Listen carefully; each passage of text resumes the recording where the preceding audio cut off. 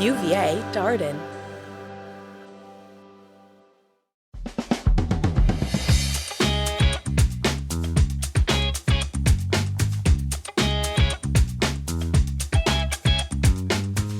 Good Disruption, a lively discussion between UVA Darden School of Business professors Yael Grushka-Cocaine and Mike Lennox on cutting-edge technologies and practices that are challenging the status quo.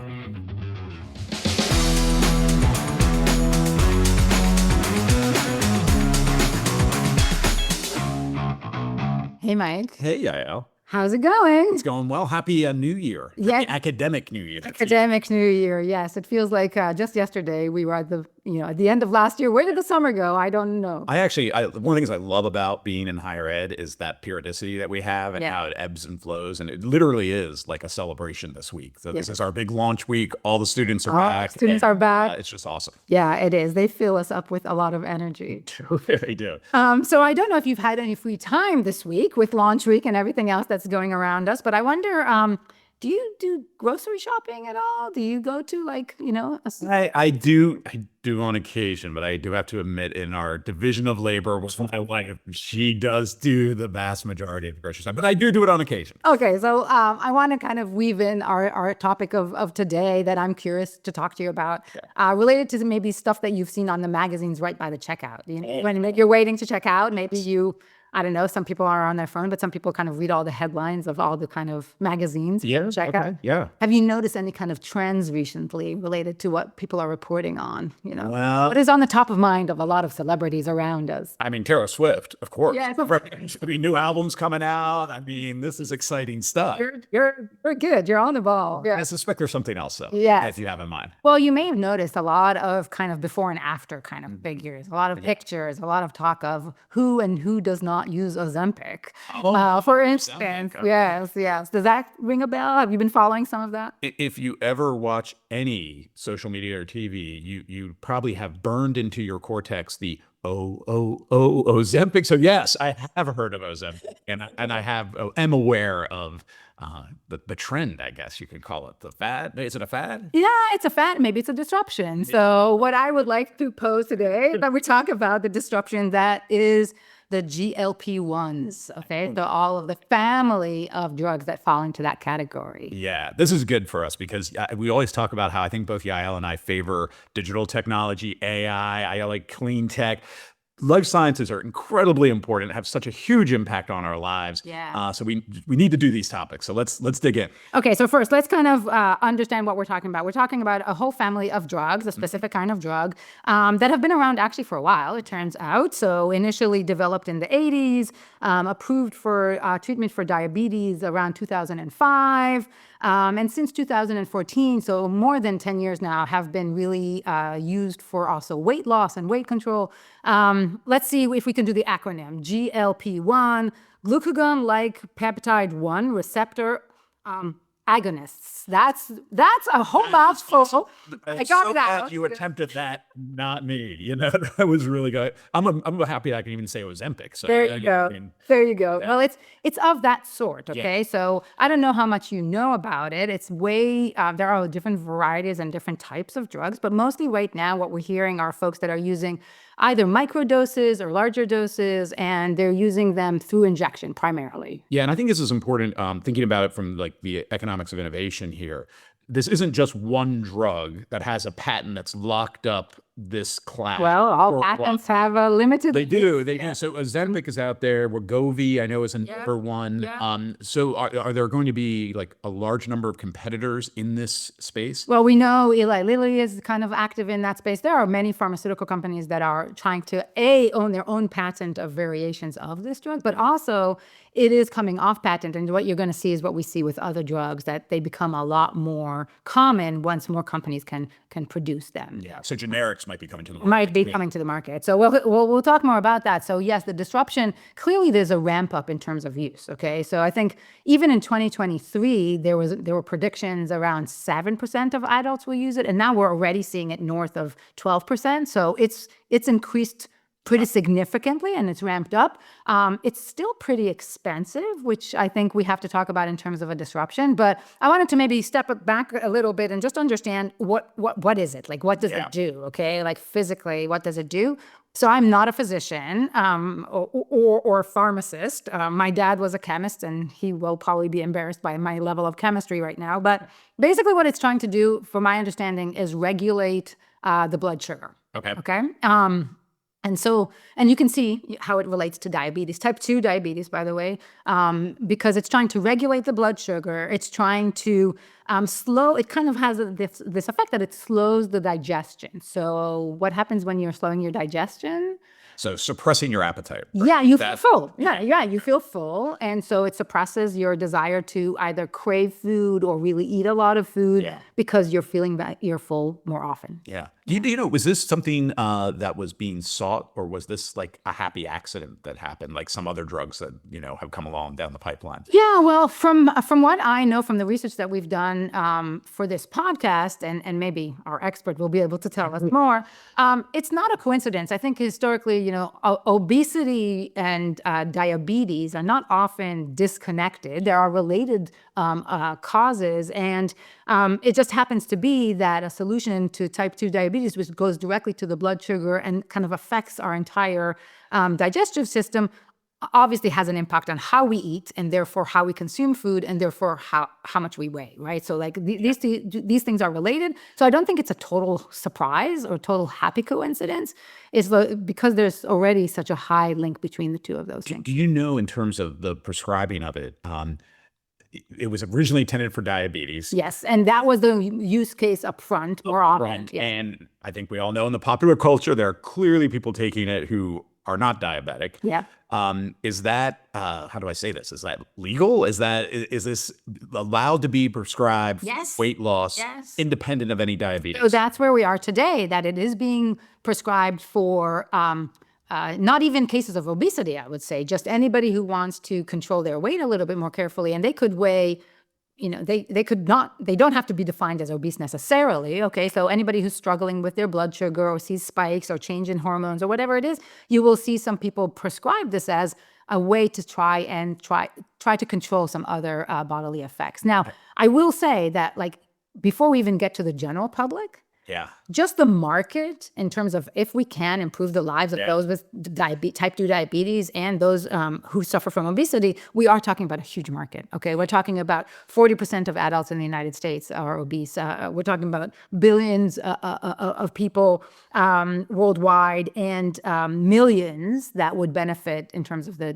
type 2 diabetes. So this is certainly not a specialty drug. This is, you know, a very large total addressable market, as we like to say. Exactly right. Yeah. Exactly right. Yeah. So the impact here is vast, and so you know, but I don't know that you and I would think about this as a disruption because we're so used to thinking about technology. So like, where's the technology here? Yeah. Well, no, and I think, you know, a disruption can be in terms of people's lifestyles, in terms of consumption, and then of course we're always very interested in the competitive side and what does this mean, either for the drug companies, but maybe more broadly, spillovers to other industries. Yes. So what are we seeing in terms And that's where it gets fascinating. Yeah, that's where it's getting really fascinating, because you asked, like, is this a drug that doctors would recommend or prescribe for just folks who want to, you know, control their weight in some way, shape, or form? Well, we're so used to doing that in other ways, right? Think of all the ways that we grew up thinking about our weight. You run all the time. I run all the time. Now I run for a variety of reasons, but part of that I run in order to kind of keep my weight where I want it to be, but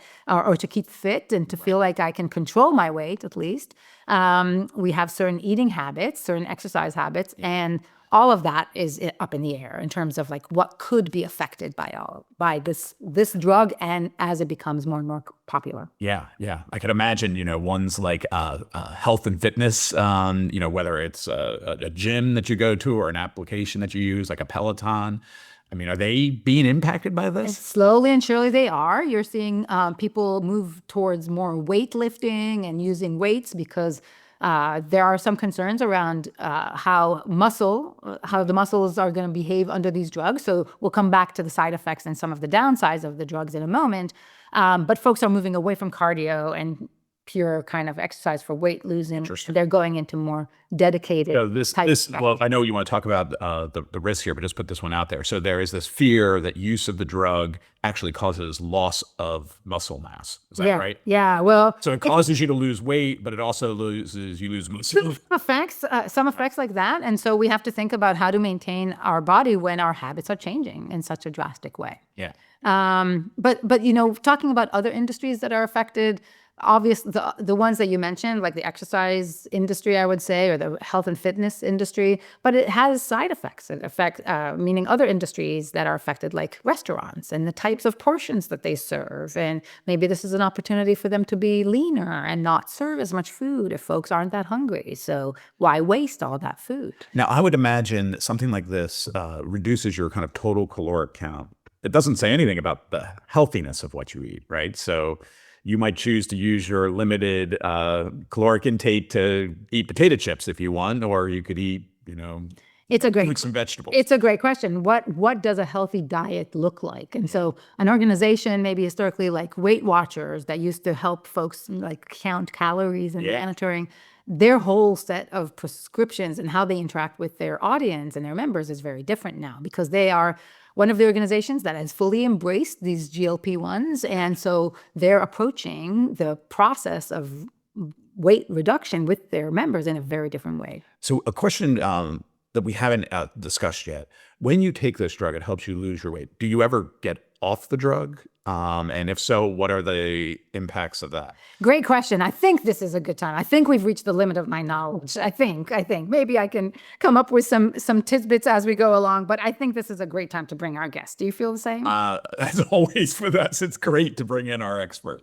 Well, I am super excited because our guest today is one of my favorite people, Dr. Sandhya Chhabra. I know that this is a podcast, so folks can't see it, but I see your smile, and I'm excited to embarrass you a little bit because so accomplished and so knowledgeable in this space. We couldn't have asked for a better expert, a physician, entrepreneur, and a Darden alumni. Wonderful. And she's an alumni board member. Her specialties are in type 1 and type 2 diabetes. So really up this kind of main theme alley. Thyroid disorders and more. And she's also well-versed in medical practice, operations, and healthcare consultants. She currently serves as a senior medical advisor for Springbok Analytics, a cutting-edge healthcare technology company. And I know from previous panels that we've been on together that she is a passionate foodie, so she appreciates food, which might come into handy in this conversation. An avid worldwide traveler, and she chooses her journeys based on culinary experiences. Sandhya, thank you for joining us today. We are very excited to have your input and your knowledge. Thank you for having me. I'm excited to be here. Maybe we can start with Mike's last question to me, which I'm not as familiar with the answer and not sure of the answer around. Do people stop using these drugs? Is there a point where GLP-1s are no longer consumed? And what does that do to folks that were using it previously? Yeah, so like all answers to complicated questions, I'll start with it depends. So in an ideal in an ideal scenario, we use GLP-1s in individuals who are well, so for starters, when they're used for type 2 diabetes, they're generally not stopped. The intention is to use them indefinitely. But since the issue that we're discussing here today more is obesity and weight loss, the agenda or the plan and the hope is that we teach people how to have the right kinds of behaviors and consume food in a manner that is healthiest for them and sort of live their healthiest life, where they can take advantage of the appetite suppression that comes from this medication, where they can take advantage of the lowering of other health risk factors that take place in individuals or that occur in individuals who are obese or overweight. And the hope is that we will be able to slowly wean individuals off of the medication. So, when I start this medication for this indication, I typically spend time talking to patients and explaining to them what our approach will be so that they're in the right headspace. So that goes back to your potato chips. So potato chips are still not great, even if you're taking the drug. Maybe you could now take it with less implications, but if you're trying to develop long-term habits, then maybe you want to kind of ease up on the potato chips. Yeah, I'm actually curious on the diabetes side and this idea that if you're a type 2 diabetic, you would need to take this drug kind of forever. Can you help us understand, like, I imagine there's a correlation with obesity and type 2 diabetes, but with any correlation, there's other factors at play here. Can help us understand why type 2 diabetes itself would need this type of continued treatment? Yeah, so type 2 diabetes, those patients, of course, their blood sugar is elevated, and this drug modulates the way that the blood sugar is sort of excreted through the body. It changes the way that the gut responds to blood sugar. And in the process, as Yael alluded to earlier, gastric emptying is slowed. I don't want to get into the science too much, but gastric emptying is slowed, and individuals experience early satiety. Most, not all individuals with type 2 diabetes are in fact overweight. And part of what happens is it changes the way that the body metabolizes food products. So I don't know whether I'm answering your question, but no, I think that's fascinating, because if I understand you correctly, it's almost the appetite suppression is a byproduct of the primary thing you're trying to do, which is monitoring blood sugar level. Correct. Is that correct? Yeah, I think that's a fair way to look at it. So if you're not a type 2 diabetic and you're taking this, does it do anything to mess you up in terms of your blood sugar levels? The doses have to be monitored carefully.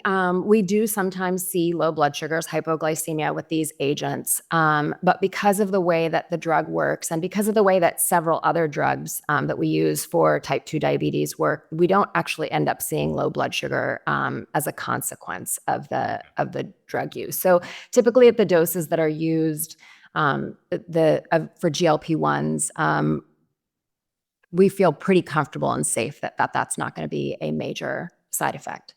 So it is quite rare to find a drug that is developed for one purpose, has this other kind of benefit, we'll call it, and then that you can use that benefit on other people who don't suffer from the initial cause, right? I mean, the famous one in kind of innovation circles is Preparation H, of all things, which I think was developed as a sunburn application, and then they found had other reduction properties. And I think I imagine there's other drugs that have had that there.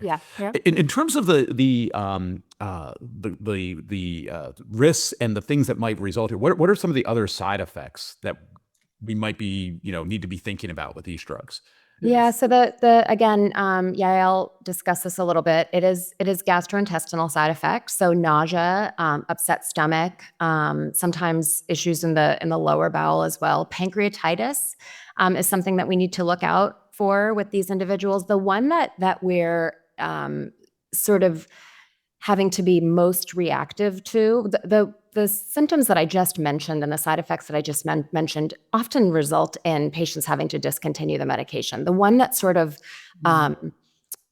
individuals can be blind or sometimes ignorant to or unaware of is probably a better way to state it, is the muscle loss that Yael was referring to. And that's something that we worry about quite a bit, because people aren't necessarily actively thinking about their muscle. Like, particularly when it comes to weight loss, when the weight is truly just melting off, you're not thinking about what the long-term repercussions necessarily are. You're thinking about the fact that you were, a size 10 and now you're a size 6. And you're not thinking about what the implications might be for longevity and your lifespan, and what this might mean as you get older. If you're 40 and you started taking these medications, and you're suddenly fitting into a pair of jeans that you used to be able to wear 10, 15 years ago, you're not thinking about how you might not be able to put your suitcase in the overhead compartment in 10 years if you don't really pay attention to what's happening to your muscles.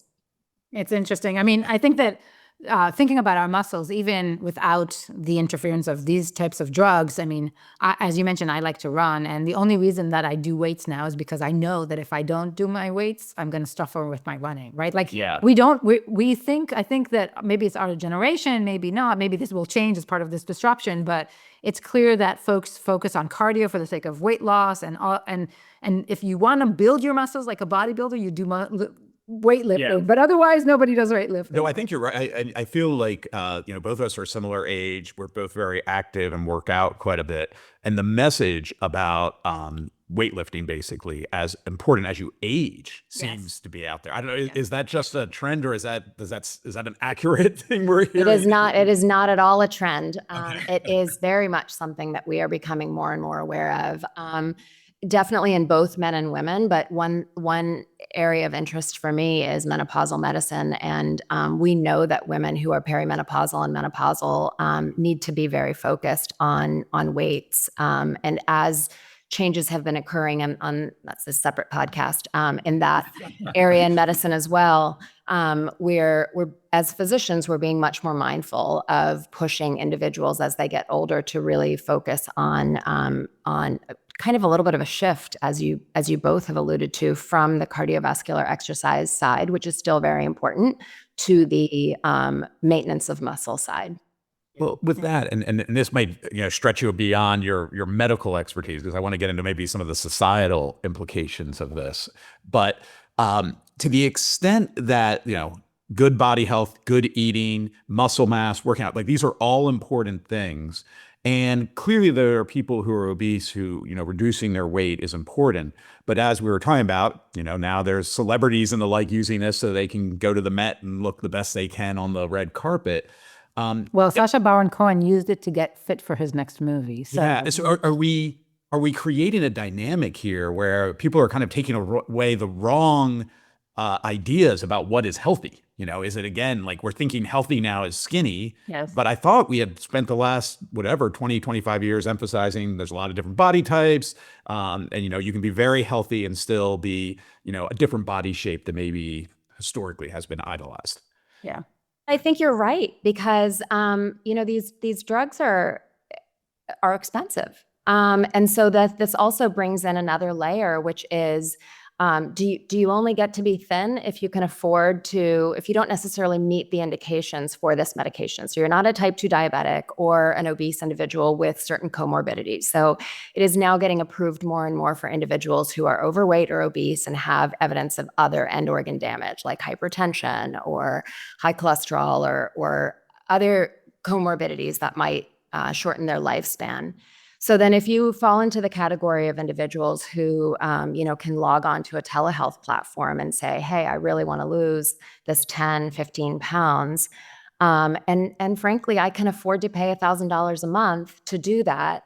Are we going to start to see sort of a societal divide in what individuals who are socioeconomically and financially more comfortable compared to individuals who aren't? And what does that mean and say about our society? I love that. This is going right to like our favorite thing is to kind of make sci-fi references. Is it Gattaca movie like in the 90s? Yeah, it was Ethan Hawke and and it was more based, I think, on genetic manipulation. it was. It had a similar theme that there are those who are able to afford the idealized body, and in their case, idealized mind as well, versus others. So, well, I want to pick up on this because Sandhya, you mentioned the economic divide and the social kind of fairness or other implications that we may see play out. I want to just go back just a little bit to Mike's comment around, like, is this good, right? Like, is this a healthy? When we prescribe, when folks are getting these prescriptions via telehealth or their physician, like, are we changing our definition of what good is, right? We want them to be healthy. These are the habits that we knew were healthy habits. Now, is a healthy habit taking GLP-1 drugs, right? Like, is that okay to consider in the set of the tools in our toolkit that we should encourage people to utilize if they don't, for instance, want to run or they don't want to control their appetite by themselves? Does that make sense, my question? put it out there, this notion of, is this cheating, right? We have to define what cheating is, but you hear that, right? Like, is this cheating your way to a good figure? Yeah, and I think that we're thinking about these agents as sort of being exclusively for weight loss, when in fact there are more and more studies being done showing that they are potentially longevity enhancing. There are, cardiovascular benefits, metabolic optimization, including improved insulin sensitivity, reduced visceral fat, lower inflammation, kidney protective benefits, cognitive impacts. There are studies now that have come out in the last year indicating that this may become one of the primary treatments for Alzheimer's disease, one of the newer generation GLP-1 agents. Studies around cancer risk modulation. There are certain cancers that are more prevalent in individuals with obesity and who are overweight, including mostly gastrointestinal cancers. And the weight loss and insulin modulation that comes from the use of these medications could actually decrease cancer risks. That's amazing. Is that suggesting then if you are healthy and you're not obese or even overweight, that you should be seeking these drugs out? Yeah, there's a place for that, right? And I don't know the answer in this moment, but the work is being done. I mean, the studies are coming out. There are studies being done suggesting that this might actually help temper addictive behaviors, including smoking cessation, alcoholism, gambling. So really far-reaching beyond what we've known about these drugs thus far. That blows my mind. I mean, and I'm glad that you brought up the notion that folks are studying whether this relates to other addictive behaviors. Like we know that people consume food in what seems like an unhealthy manner, like drugs, like alcohol, like cigarettes and the like. And it would be fascinating to learn how we can couple the physiological aspect and maybe try to help folks control some of that. So let me put a thesis out to both of you, and I'd be curious your reaction to this. As you know, from being on this podcast, I believe in science. I am definitely one who avails myself to modern medicine and the like. So take that as a preface to this. When it comes to my personal health, especially as it relates to things like working out and eating, my bias is towards natural. Right. There's and maybe one of the questions is, what does even natural mean?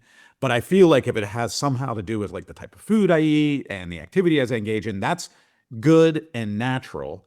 And taking a drug feels unnatural. So maybe disavow me of this. Well, I think to some degree it depends who you are and how you grew up. And I mean, there might be different opinions here, but you almost have the prerogative to feel that way, right? Like, I think it depends on the circumstances. I think some folks will feel I got the lower, the bad draw when I was, in terms of my health, and I need somebody to help me because my health, I can't do it on my own. So I think that it's open to different perspectives depending on the people. Sandhya, what are some other things, like in terms of disruption? I think I know that you and I have chatted about, always for me is why now? Why didn't the GLP-1s kind of boom a decade ago when they were approved for diabetes, or actually 20 years ago when they were first approved for diabetes? What has happened in the world around us that we're seeing the change now? Yeah, so I think that just for starters, the drugs are evolving. They're getting better, like most things do in science. So when the drugs were approved, like when I first started prescribing this class of drugs, it was the injection itself was extremely painful. So even just the vehicle by which the drug is given has changed. They were given twice a day. They were not as long acting. They have since gone from twice a day to once a week. They had a significantly greater side effect profile.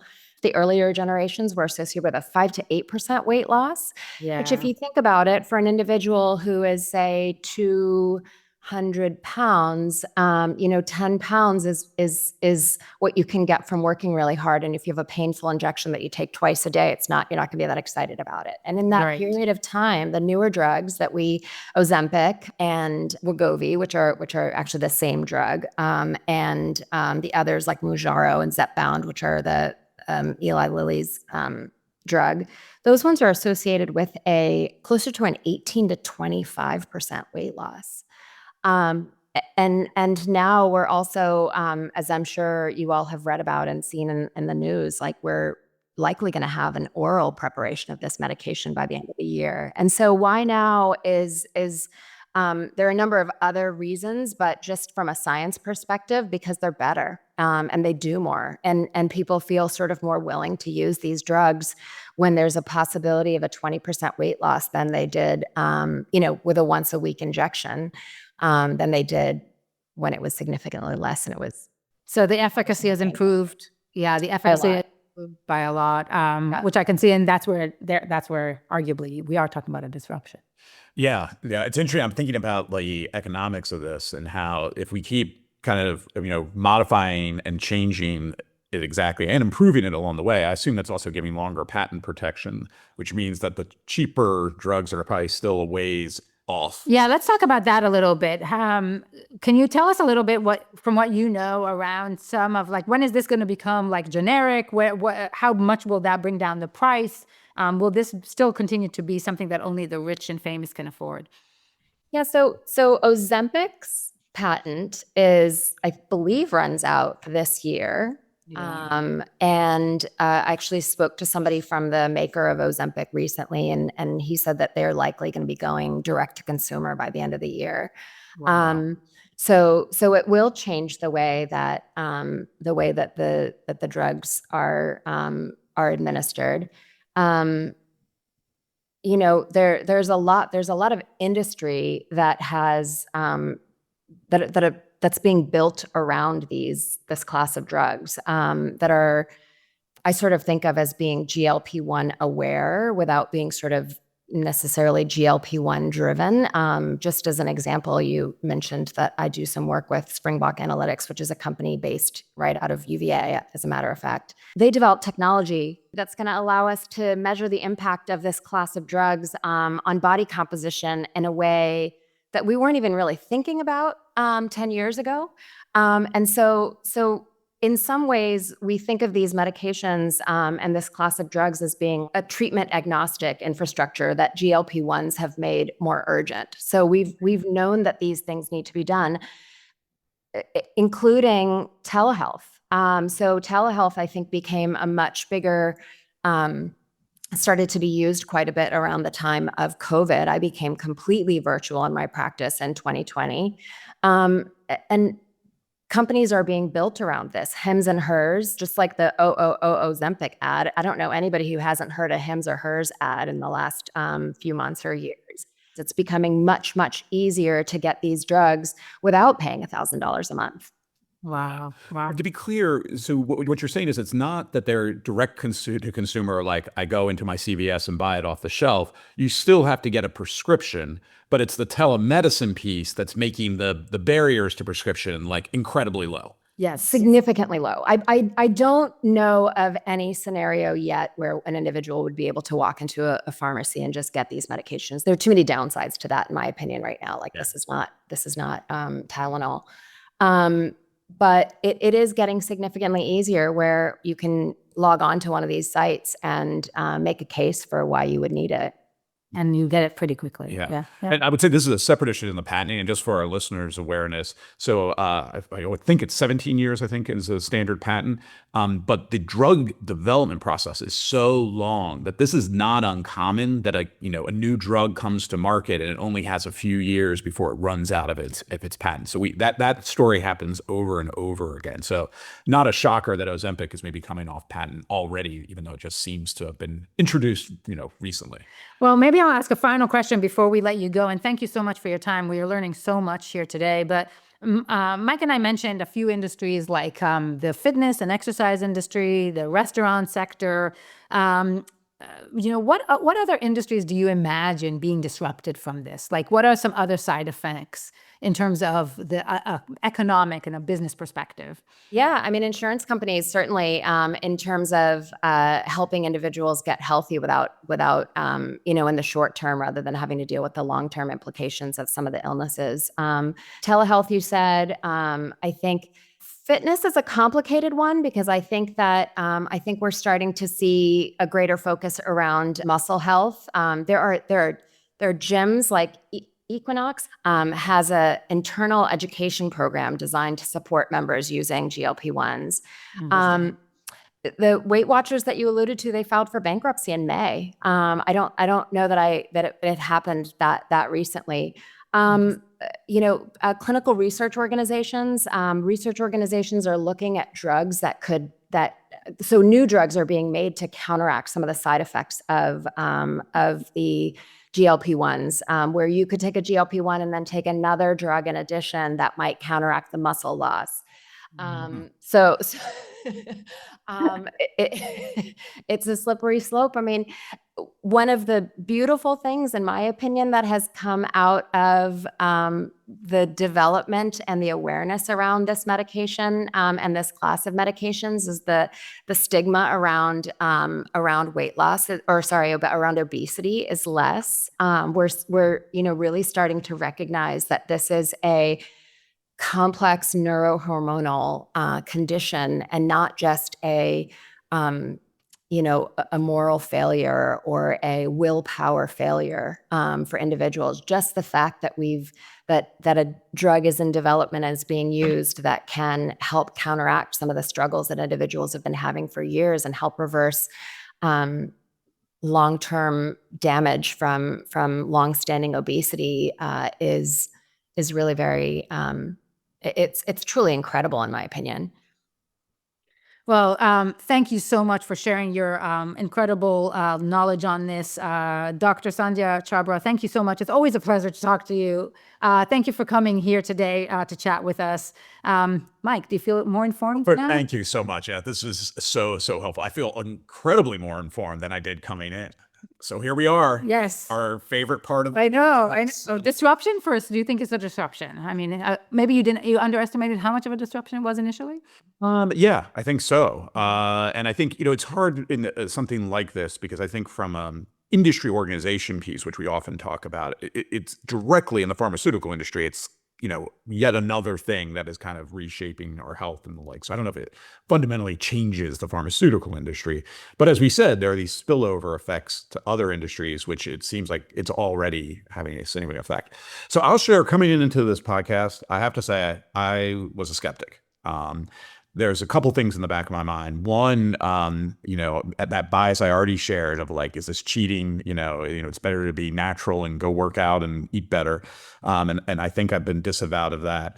The other one, and to be maybe hyperbolic, I worried, like, is this the next OxyContin? The next drug that had a very specific use case, in this case, diabetes, and then gets prescribed to everybody and everything, and is this huge boon for the industry, but man, it had huge societal repercussions that were negative. So you're worried about the side effects, that some of which we don't know quite yet. Well, and I think that's the interesting question, right? The reason OxyContin obviously was so problematic was its addictive qualities and the path it led people down. It's interesting to think about things like steroids and why do athletes, are prevented from using steroids? Well, it's not because it's cheating, quote unquote, in the way we think about, what's fair and what's not fair. We typically ban them because of the side effects, right? We're protecting the athletes from themselves so they do not engage in behavior that puts their own health at risk. Yep. So if it's true that these new class of drugs don't really have significant side effects, what a great outcome. That changes the calculus in my mind quite a bit, that this is not an OxyContin situation at all. Is this, a miracle drug? I'm not going to answer yet. I'm curious your thoughts. Yeah, I mean, I was skeptic. What tears, I'm skeptic for different reasons to yours. And, but I was, when we started researching this, kind of curious, I would say, because I feel like there's still a stigma, and maybe it comes from our perspective or things that we grew up on. And maybe within a few, half a It's our Gen X. Right. Our generation, it will change. So, the fact that people are using this, and some people are shouting at the rooftops, yes, I'm using it, it's all great, but others are maybe a bit more hesitant to share, kind of puts me in a pause. What is it that people are feeling when they're kind of embarrassed by it? I do think that this is much more disruptive than people realize. And I think ultimately, as we were called, in many different ways, our definition of good and bad and health will change as drugs and their efficacy goes up and the side effects go down. Because if we can create something that will deal with Alzheimer's, that will help people live longer, that will prevent maybe side effects of heart problems and so on, I can only see that as good. Yeah, and I think it's hard to deny that there are therapeutic use cases, no matter what you think about, again, cheating and whether that are absolutely benefiting from this drug. So I think in that case, it's a good disruption, I think. If it can have less waste in restaurants. Hard to argue against that. I think what I'm struggling with is, would I take this drug, right? And I'm not there yet. I'm not there. I've started to get convinced. Wait a minute. You're telling me, longer life expectancy, all of these other benefits. That starts to get intriguing, but I'm not there yet personally. So I'm going to give a good disruption, but a very qualified good disruption at this point. And again, I think the narrower uses for those health cases, unequivocally, this is a positive. The broader societal adoption, I'm not there yet. Wow.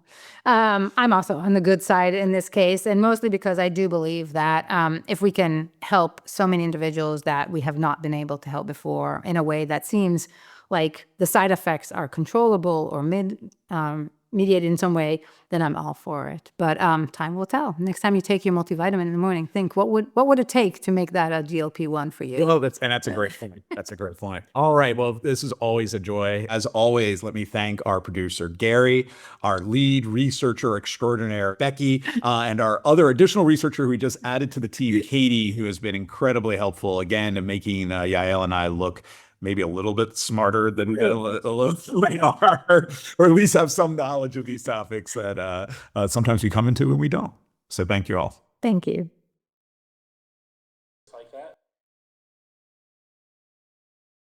Good Disruption is a podcast from the University of Virginia Darden School of Business.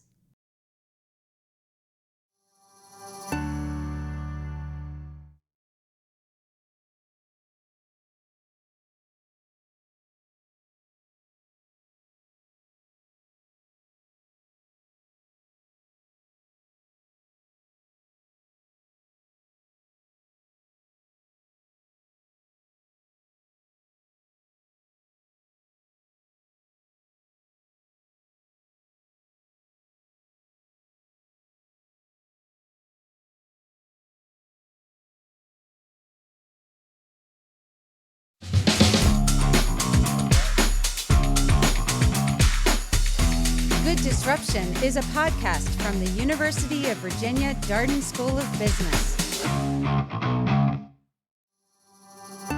Darden.